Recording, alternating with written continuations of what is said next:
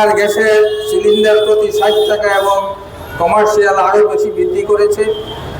শুধু তাই নয়, সাথে সাথে গ্যাসের আকাল দেখা দিয়েছে। সারা দেশ জুড়ে হাহাকার সৃষ্টি হয়েছে। রেস্টুরেন্টগুলি, হোটেলগুলি প্রায় বন্ধ হওয়ার পথে। কয়েকদিনের মধ্যেই ত্রিপুরার TNGCL, যে কোম্পানি ত্রিপুরা সরকার, আসাম সরকার এবং গেইলের উদ্যোগে গড়ে উঠেছিল, ত্রিপুরার প্রাকৃতিক গ্যাস উত্তোলন করে ত্রিপুরার মানুষকেই সরবরাহ করে। তার সাথে আন্তর্জাতিক বাজারের কোনো যোগসাজশে এই সুযোগে এই গ্যাসের দামও বাড়িয়ে দিয়েছে। আমাদের দল CCI কমিউনিস্ট, আমরা তার ধিক্কার জানাচ্ছি যে আমাদের দেশ সারা পৃথিবীর সবচেয়ে বেশি জনবহুল দেশ, 140 কোটি মানুষের দেশ। এই দেশে রান্নার গ্যাসের মতো অত্যাবশ্যকীয় পণ্য কয়েক মাসেরও তো মজুদ নেই। গালফ ওয়ার শুরু হওয়ার সাথে সাথে কয়েকদিনের মধ্যেই এই আতঙ্ক সৃষ্টি হলো এবং সেই ক্রাইসিস দেখা দিল। সরকার তার মোকাবেলা করতে পারছে না। বন্ধুগণ, সরকার কিসের জন্য?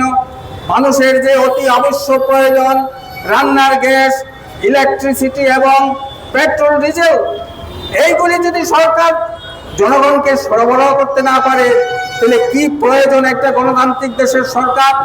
বন্ধুগণ, আপনারা জানেন এই যে মিডল ইস্টের ক্রাইসিসকে কেন্দ্র করে ভারতবর্ষের সরকার সে রাশিয়া থেকে হাজার হাজার কোটি টাকার তেল আমদানি করেছে অতি অল্প দামে, যার সুযোগ নিয়েছে আমাদের দেশের একচেটিয়া পুঁজির মালিক তেল কোম্পানিগুলি।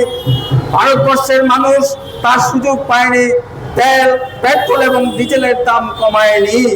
বন্ধুগণ, এই অবস্থা আমরা প্রশ্ন করছি কেন্দ্রীয় সরকারের কাছে, কি সেই সরকার যে সরকার ক্রাইসিস দেখা দিলে অতি আবশ্যক পণ্য রান্নার গ্যাস তার 6 মাসেরও মজুদ নেই, কয়েকদিনের মধ্যে ক্রাইসিস দেখা দিল? আমরা ধিক্কার জানাচ্ছি। আমরা দাবি করছি এই যে দর কর মূল্য বৃদ্ধিতে জর্জরিত দেশের 140 কোটি মানুষ, এই মানুষকে রক্ষা করার পরিবর্তে একটার পর একটা বোঝা সাধারণ মানুষের উপরে চাপিয়ে দিচ্ছে। রোজগারের কোনো স্থিরতা নেই, বাজারের মূল্য, অগ্নিমূল্য, সমস্ত জিনিসের, এর মধ্যে গ্যাসও পাওয়া যাচ্ছে না। কি রকম দেশে আমরা বসবাস করছি? আমরা মনে করি